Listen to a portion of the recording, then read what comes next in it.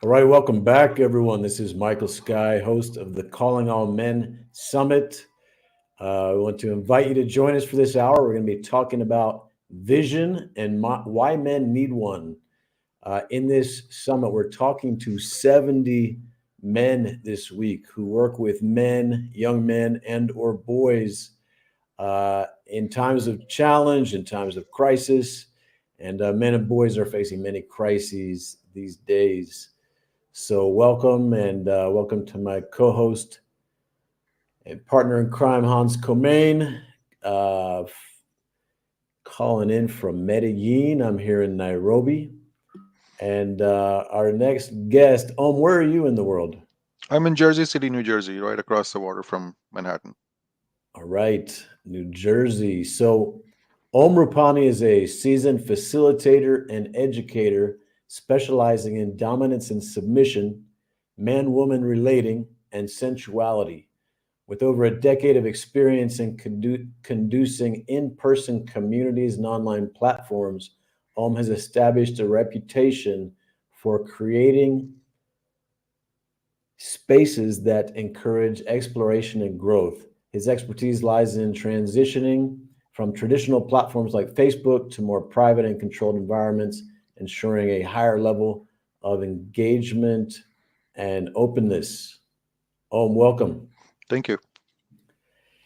Yeah, so I found Ohm's work and him. I don't know. Actually, I don't know how, but somewhere on Facebook or YouTube, and I found you delivering an especially potent message for men, especially for young men, the kind that I think we don't hear enough of these days.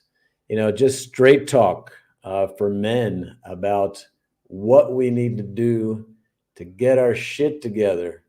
And I did a recorded video with Ohm for the main event, which you can find at callingallmensummit.com. But parts of that, at least parts of that, were censored. We did a bit of swearing in that interview, and the company I worked with did not like it. So that's not the case here. So feel free expression here. Yeah, Ohm, I would love to hear why this topic of calling men to be dominant, to be strong leaders. Why is this important to you personally? I want to see strong and competent men in the world. I want to see men in the world who are impressive. I want to see men in the world who are leading focused and powerful lives. I want to see men in the world who know how to handle their women's systems, how to give their women containment. I want to see men winning. Mm. I want to see men who are impressive. I want to see men who are courageous. I feel men today have become terribly unimpressive, and I don't say that with any kind of joy or glee. And you work with men and women alike, right? So are you finding like a great imbalance between men and women right now? Like a lot of women struggling to find the kind of men they're looking for?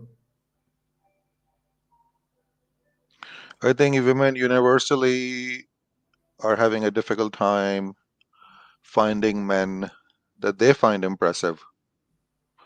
I think women are having a hard time finding a man they can respect. And if women can't find men that they respect, if women can't pair up with men that they respect, their relationships are doomed. So I think Mm. the more watery the men get, the less impressive our men get, the more unfocused our men get, the less qualified women find them to be, and their relationships with women are set up for failure right from the beginning. Yeah, I talked with you in my interview about my parents in her later years in life. My parents divorced when I was 14. In my later years, my mom confessed to me that she felt like her big issue with my dad was ways that he didn't take up leadership. And my mom stepped into the void, and she stepped into it really well. She was a very, I think you could say, dominant woman. I think most people who knew her would say that, but I think it took its toll. I think it really took its toll. PTSD, having to stand up for herself and fight for herself, fight for her kids, and yeah. So you know, there are a lot of women today now, though, at least that I see online, complaining about men being strong, or shaming men for being toxically masculine, shaming the patriarchy. Um, there doesn't seem to be much incentive socially for men, or young men, to even, like, why should I want to be a leader of my people or my family, when they're constantly the butt of jokes, and they're pointed at as the problem in Mm, society. I hear you there, and my encouragement to men would be to steer clear of any group of people who are categorically disrespecting masculinity. Those are not your people. Those are not the people you should engage with. Those are not the people you should try to impress. Be your best embodied man in this world. And trust me, there are plenty of women who are looking for those men. mm, Mm. So, as far as the naysayers, as far as the people who would categorically say that masculinity is toxic, I would say ignore those voices, leave them on the side. mm. Think they're a waste of time. Could it be, I'm asking you, Michael and Om, could it be that this whole, say, disrespect, or even, I don't know, the extreme kind of feminism and Me Too, or the attack on masculinity, could we see it even as a big shit test, and as if the feminine is yearning and crying out loud to be met by the masculine, a cry out for the masculine to show up? I think that's a very good mindset for men to have. We have lost our rites of passage. We don't have to go into the jungle and come back with a bear claw to prove our manhood anymore. Nobody throws us in the forest and says, "Come back after 3 weeks. If you're alive, we will let you into the tribe." So maybe this is it. This is our test. Mm. Take it as your test and pass it and move through it. Don't let it destroy you. And so be it. We are forged by adversity. In the olden days, boys had the romantic idea is that until I go into battlefield and come out of it, I'm not a man. Today, we are not so romantic about war and battles. Certainly, the cost of these battles, these cultural battles, are nothing as severe as real battles, and maybe take it in that spirit. There will be naysayers, there will be adversity, and consider this your rite of passage. Move through this storm and come out on the other side holding your head high and developing a certain degree of stoicism, which always was the maturing point between boyhood to manhood. Like, walk through this gauntlet of people disrespecting men and masculinity without being diminished by it. Consider it a hazing ritual. Mm. I love that. I love that. Consider it a hazing ritual, and on the other side is your manhood. Would you You tell us? also have to question, as in all hazing rituals, how much power do those naysayers actually have over your manhood? How much power, how much real power do they have? And how much of the power that you perceive they have, you're actually granting them. And this is also a test. This is also a time honored test. Like, how much power actually is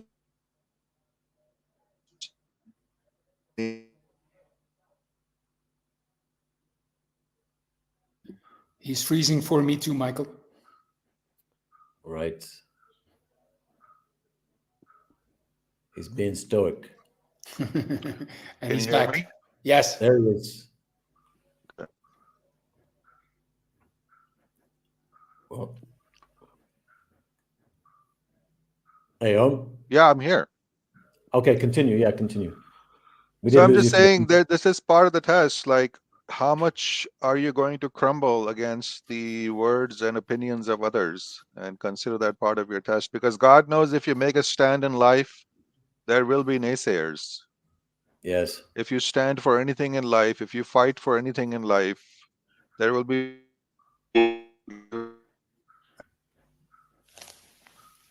If you stand for anything in life, there will be naysayers. Mm-hmm. Yes.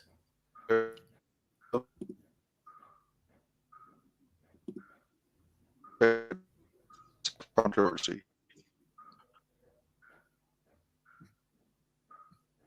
Hey, we're just having a few internet challenges there on your end. Okay.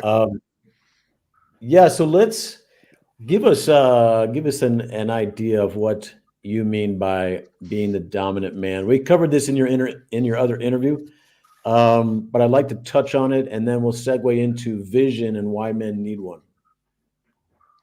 Well, the two, to me, they are connected and they segue into each other. And by dominant, I don't. Dominant is a word I use. I find it useful. I consider it almost like a set of qualities. It is not one single thing. Even before it becomes being a dominant man with your woman, it is about a man coming into his own clarity. It is about a man having integrity. It is about a man being able to keep his word. It is about him being a man that other men can trust, a man who knows how to function with other men in a hierarchy of men, a man who knows how to lead and follow. None of these ideas are anything new. They are old and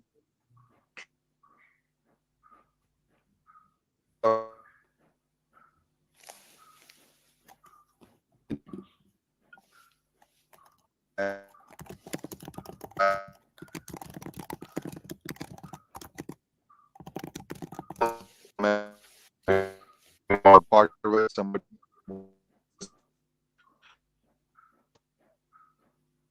actually by confrontation or other. So all of those qualities I'm kind of lumping into this one word, being a dominant man. That you have outgrown your mother, you have outgrown being a mama's boy, you have come into your own, and you have your own backbone. So, what is vision and why do men need one? Well, I think we all need vision. I think men need it even more than women.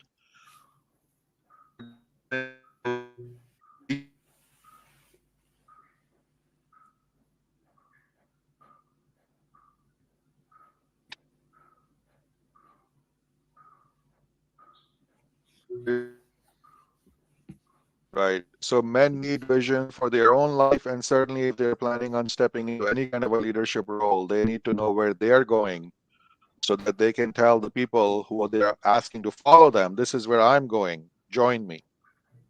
And I see a lot of men not really doing that these days. Your vision doesn't need to be grand. It doesn't need to be a plan to take over the world. It doesn't need to be a plan to make $1 billion. It needs to be, where am I headed today, tomorrow? It's not even quote unquote a 5-year plan. It's not a business plan. It is actually having some kind of a clarity about one's own life and where one is headed and how one's days are adding up, because that's where vision gets executed day after day. I see too many men who are so occupied with their relationship these days that they think being a man is basically being their girlfriend's boyfriend or their wife's husband. And I think that is disastrous. That is not where a man's psyche and focus should be. His psyche and focus should be on the vision of his life. Women are looking for men who know where the hell they are going. Women, when they talk to men and they sit across from men and they listen to a man, they want to hear, does this man have a vision for his own life? If I hitch myself to this man, what am I actually signing up for?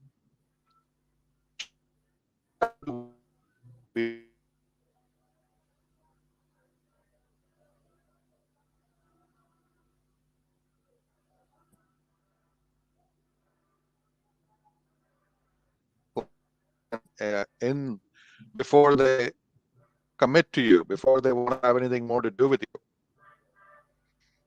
right?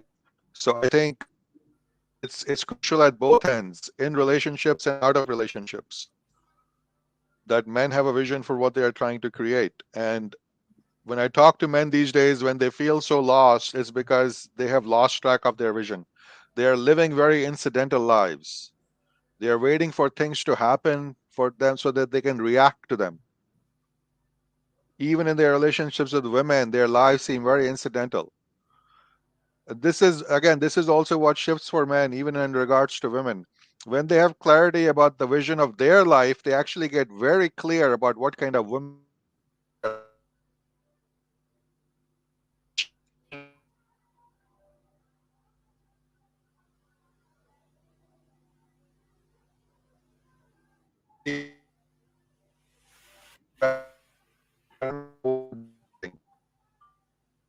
but once I see and get women what they want to build, they're like, oh, this is the kind of woman who would be a correct partner for me. Because she aligns with my vision, she aligns with the life I want to build. And is she interested in being a partner to that vision, to that life? Without it, it's teenage stuff. It's infatuation and reaction, and it doesn't really add. It's very immature. It's not really based in anything. The partnership. It's not anchored in anything. Yeah, I see a lot today on social media.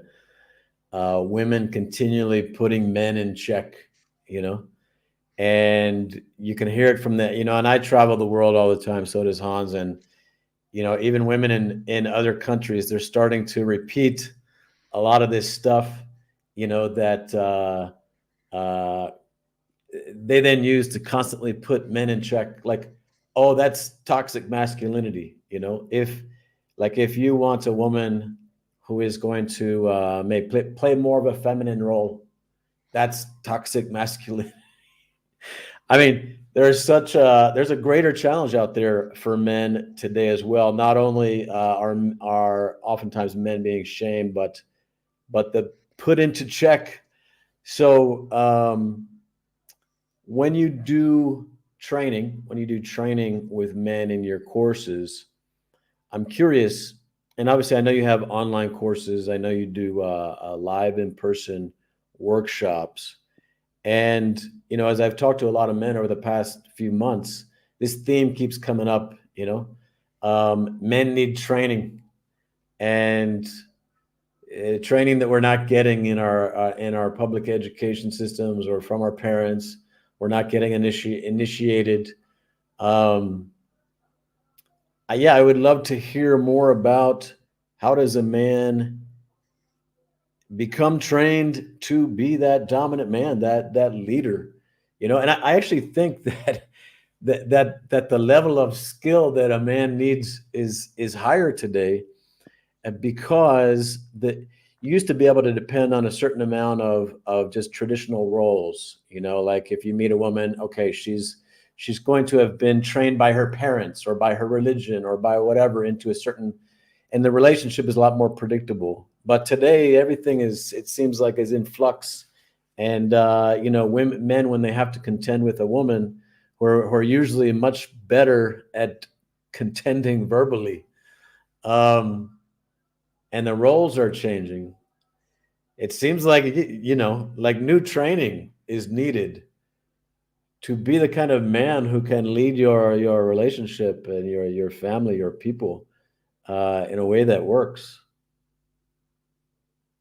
I agree with you that the lack of role models is a very real problem. I think the best way for men to acquire these characteristics to kind of transition from boyhood to manhood is to have live examples in front of them. I think the best of it happens not through verbal education, it happens through transmission. It happens through being in the energy of a grown man. It is being in the proximity of a man who is embodied. It used to come through fathers and uncles and older brothers' friends and their peer groups. We have always had the thing of the younger boy, the younger brother chasing around after the older brothers, wanting to be like them, wanting to keep their company, wanting to grow up, wanting to be the kind of young man that that higher peer group, older peer group would admire and let into their group. And this is a healthy instinct in boys, that I want to grow up and I want to do what the older boys are doing, and I want to grow up and I want to be a young man that the older generation can be proud of and let into their circle and say, look at my son. It's coming along. So when that tribe of men is lost, it is a very big loss. And I don't have an easy answer to like how to replace the whole thing. I do know that that is the correct transmission process for growing up from boys to men. And when that tribe of men is gone missing, when those role models have gone missing, when that feedback loop from older brothers to younger brothers, from fathers to sons, from uncles to nephews has gone missing, it leaves a big gap in the education, in this growing up into young adulthood, into young manhood, right? The only suggestion I can have for, well, what to do about it is still look for role models. Look for men that you do admire. Look for men who are doing in life what you wish you were doing, and try and recreate as much of this as possible wherever you can find it. Hmm. The disastrous thing that has happened in the middle is, in the absence of this male hierarchy, boys have been steered into being led by women, even if that woman is their mother. And I think this is a disastrous detour where women are going to tell boys what it means to be a man. Mm. And I think it creates a really severe Oedipal complex.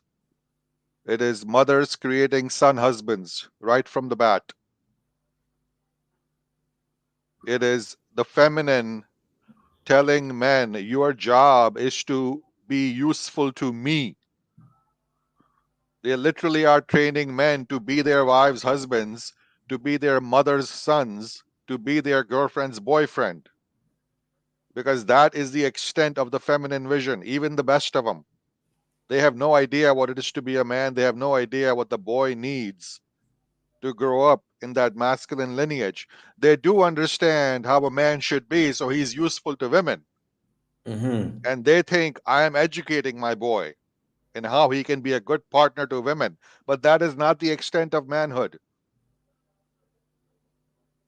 right? The Yes. mentorship that the young boy receives from men is not even 5% on the topic on how he should be with women. That topic may come in. 95% of that transmission is how he needs to be a man. It's got nothing to do with women, right? That education may not even come. It may be like a sidetrack, like go date women, you'll figure it out. You have any Hmm. questions, come to us. But women think that's all manhood is about. It's about being partners to women. And even good mothers, conscious mothers, loving mothers, the best they can do with sons is teach them how to be gentlemen to women, Hmm. to be good partners to women, to be a Yeah. good son to the mommy. Yeah. Which is maybe not in itself tragic, but it is tragic in the absence of a father figure. It It is is. tragic if you think that is what the masculine journey is about at its core. Mhm. Yeah. Well, then You end up creating weak, watery men, and you know what you do at the best? You create edible fuckboys.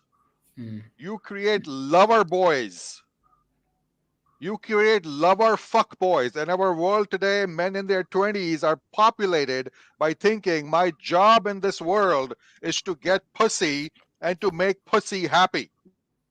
That this is what manhood is. Forget about building something in this world. Forget about being a man that other men admire and want to work with. They have no sense of what it is to be actually in a hierarchy with other men. They think being a man is about being useful to women. And I think it's disastrous. I think those men, they are creepy. I don't trust them. I don't want to be Yeah. with them. I wouldn't Yeah. do business with them. I wouldn't want them as friends. They have no focus on what it means to be in the masculine grid. They've completely been plucked out of that. And Yeah, I don't, they're not trustable. They're not trustable. they may And not again, even be bad people, but it's almost like they have lost their focus on what it means to be a man. They have lost the importance on how important is it to make an impression on other men. These young men, they walk into a room and all they see is pussy. And I'm like, you have no idea how much you're missing out on when you don't walk into a room and say, who is the man here I need to get to know? Who is the man here I should go talk to?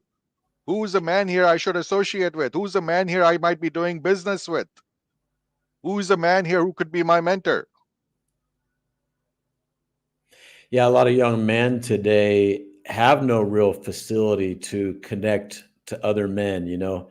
Like if they were to get like a manual labor job or join the military or be somewhere where it's all men doing something very difficult, and these men are not talking the way young men have been trained to talk in the presence of women online or in the classroom or whatever, you know, they're just like so many men are just young men are just uncomfortable in the presence of just other men, period.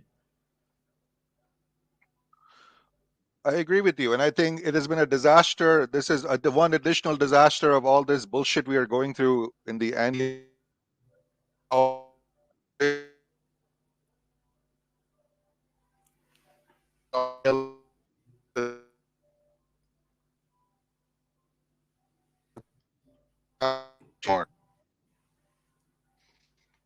we don't have it anymore. Everything is men and women, and if you put at some after a certain age, if you put men next to women, their behavior changes.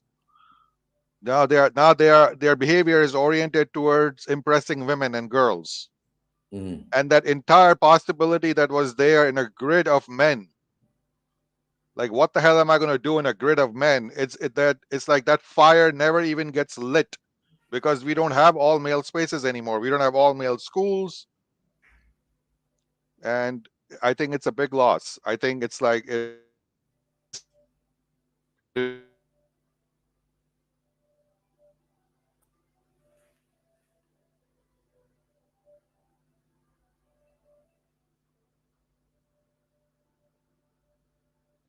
cooks in that all male space, how precious that is to women, and you were to take away from them.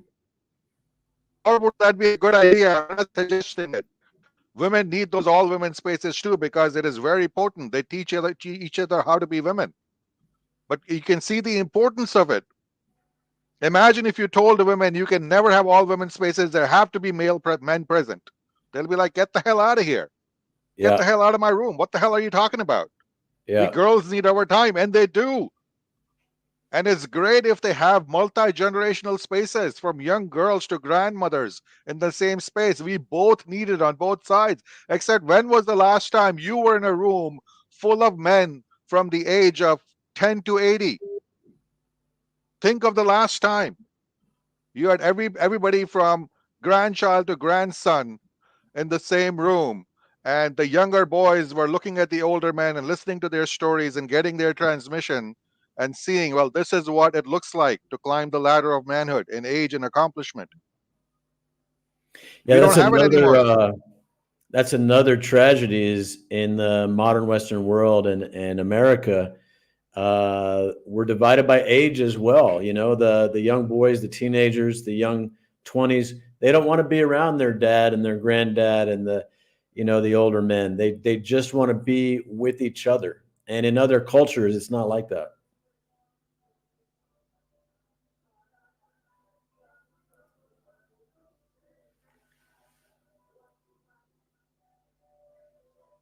I think it's up to the older generation to create those spaces, to create that mentorship field. It's not up to the 10-year-old to decide what is the best thing for to do. Yeah. We're having some significant internet challenges. Can you hear me, Om? I can hear you fine. And even that talk we are having on vision, even vision is not something you should sit alone in a room and formulate in a vacuum. Visions are formed when we see things we admire. Visions are formed when we see men we admire. Visions are formed in those rooms where you're like, 10 years from now, I want to be where that man is. 20 years from now, I want to be where that man is. That's vision. It doesn't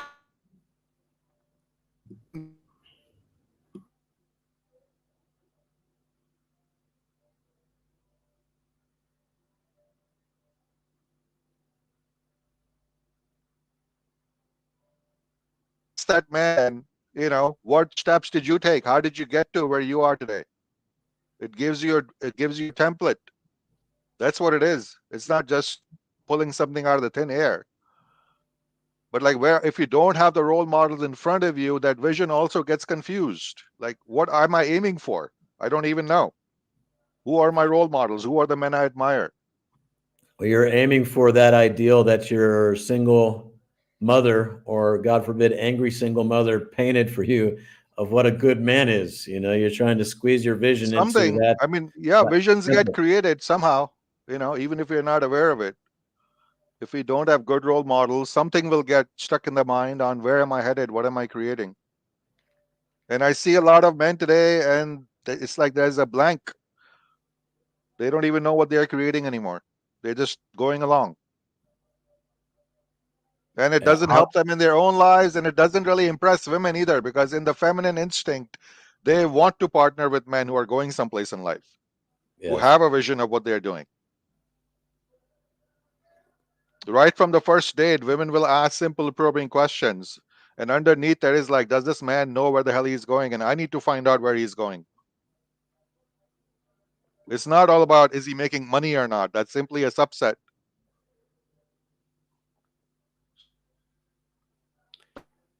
Hans asked, do you see it getting better or is it getting worse?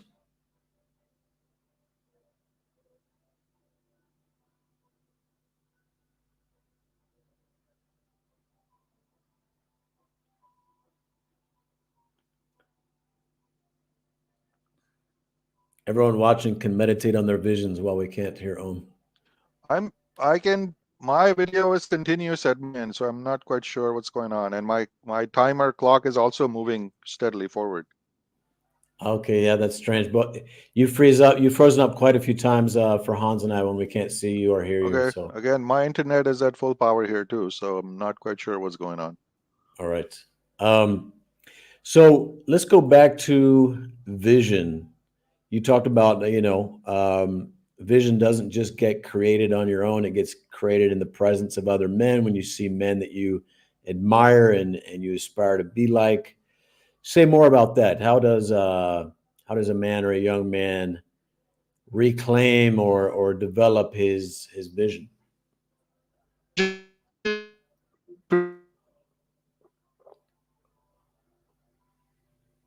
Expose young people to many different things, and we see what resonates with their system. I think that's a very helpful.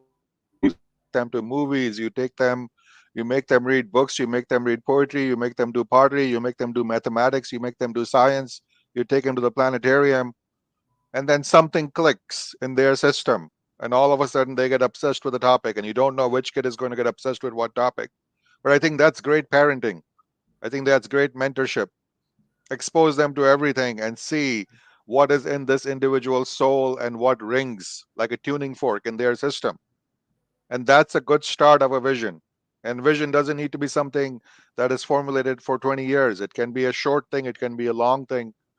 But I think the richer your life is, the more people you're exposed to, the more activities you're exposed to, when the resonance comes, it forms a vision. It forms a true resonance in your system, and it incites a passion, right? And when that passion isn't there, we live very dull lives. And when we find a resonance, all of a sudden our life is more engaged when we are pursuing that thing, right? We find meaning in it. And that's really important. It's not just a way of making money. Sometimes we don't, every vision doesn't bring money. A vision can become a hobby. It doesn't need to become your job or your entire life. But I think when we find meaning in life is when to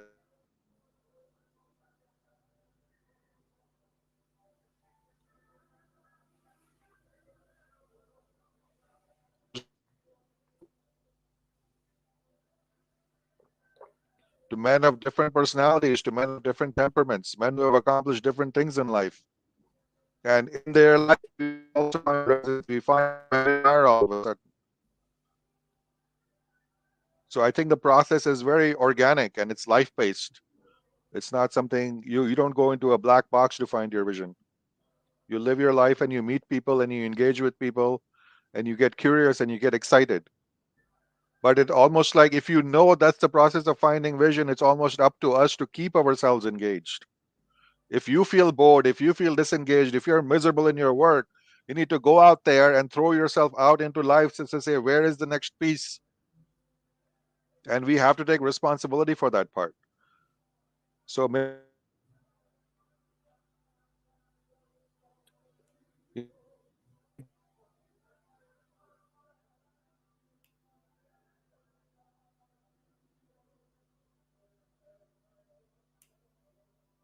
they've kind of lost track of the rest of it.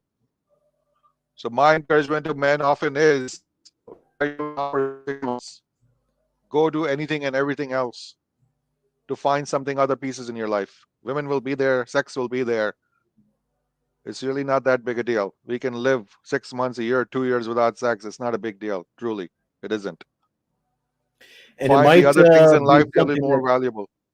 Go ahead. it might be something that you have to fight for too. I mean, with everything designed to be addictive these days, from video games to online porn to social media to food to everything else. I mean, it might require actually separating yourself, going into the wilderness, time alone, time with men, time away from all the things that would supplant your own vision with some kind of addiction to follow. I completely agree. I think visions are going to require work. If they come too fast, they're not going to be very interesting at all. Your vision can't be a high score in a video game. That's not going to work. Right? Your vision can't be something too small. I mean, it's not worthy of you to have a vision that is too small. Right? When you get struck with a vision, you should almost feel some trepidation, like, whoa, this is going to take doing something, and there's chance of failure.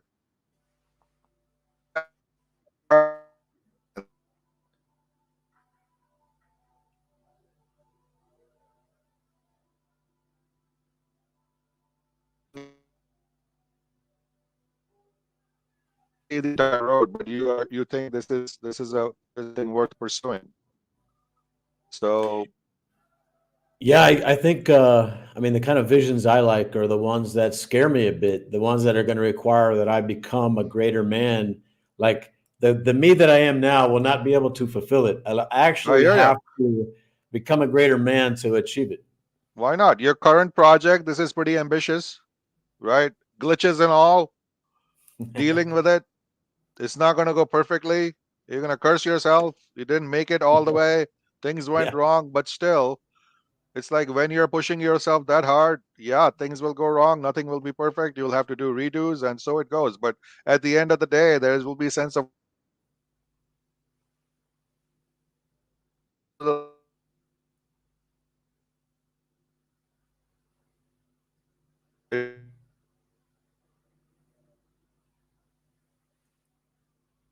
at least you took your shot.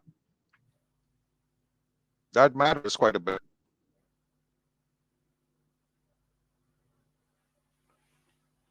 I Hans? don't see too many men taking their shot, Yeah. right? Yep. Like you say, Yep. like, when was the last time you really took a big chance and failed? And it's like, I don't know. In the last video game. In the last video game. Yeah. Hans? I was wondering,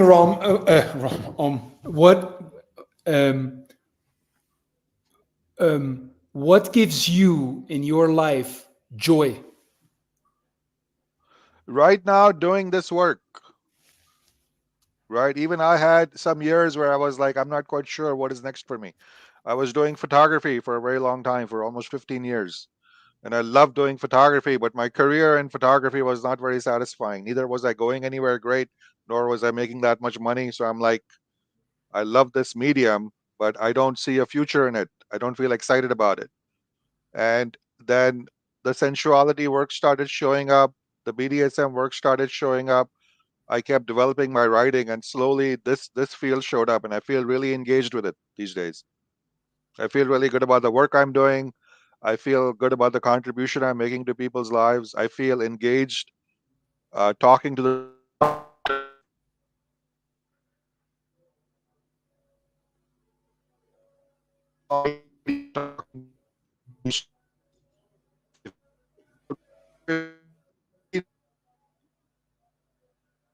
this stuff. I'm like, that's completely out of my comfort zone. I wouldn't do any of that stuff, right?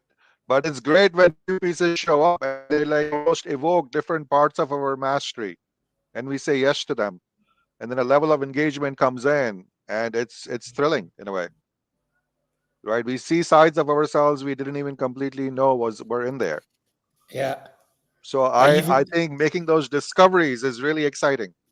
yeah, I even sometimes hear myself say words I didn't know I was going to say, or Yeah, I'm surprised, and they're brought out by others. yeah. So stay engaged. Just stay engaged. So yeah, okay. So you're also gonna come back, or we're gonna attempt to we're gonna invite you back to do a training with our men. We'll do it at a time when we have a better internet connection.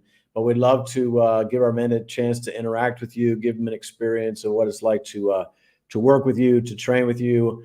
We're going to look at dominance and submission in man-woman relating and in sensuality. Very much looking forward to that Very good. training, that teaching, and interaction.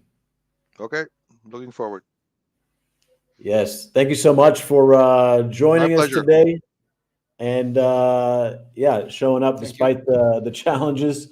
Absolutely. And yes, we'll be in touch, and to be continued. Okay. Thank Talk you, to you soon. Om. Okay. Bye. Thank you. All right, so we are still live. Just want to connect with everyone and let everyone know that at the top of the hour, we have yet another man, another great man we're talking to. This man is, I believe he's American, who's relocated to Hans to Playa del Carmen, Ah, Mexico. Yeah, and he is working with men from there, living the dream. He's built a seven-figure business, and yes, he has a message for men. We'll be talking about getting real, taking responsibility as a man. So yes, gentlemen, don't miss that. And you can see my full interview, recorded interview with Om on the main site, callingallmensummit.com. You get a bunch of other interviews there. It's all free. And you have the option to purchase the full library and all the bonus trainings and the group that comes with it. So next week we'll be with Om, and we'll be with our next speaker and our previous one and many others live in a live training next week. For those who chose to purchase the summit package, and for everyone else, stay with us here on facebook.com/calling all men summit for the live interviews. We got some great ones coming. I mentioned in the last hour, Hans, that I was going to post in this hour yeah. the forbidden video that the summit company I work with didn't refuse to show on their website. But then Om said that he was able to make the call, so we took that one. But I will release. Maybe I should release it in the member area only. I don't know. It is Yeah, a bit. register now. It is a bit Go here edgy, now. but very potent. He talks about man-women relationships. He talks about testosterone, and gives some very salient and practical advice. One of the things that the company didn't like was there was very direct advice about how he is a man in his 70s, is multi-orgasmic, has sex with his wife every day, and how he does what he does in the bedroom. That was a part of our discussion, and that was a bit too risque for the website. But there was more, much more. How to deal You with your learned a woman lot, in Michael. conflict. You What's learned a that? lot. You learned a lot from that conversation. I'm just a beginner, Hans. I'm a white belt. I am learning humbly from everyone. One day I will no longer be a virgin. One day I'll lose my virginity. All right. So we'll be back, everyone. We will be back. In a couple of minutes. Just a couple minutes. Stay tuned.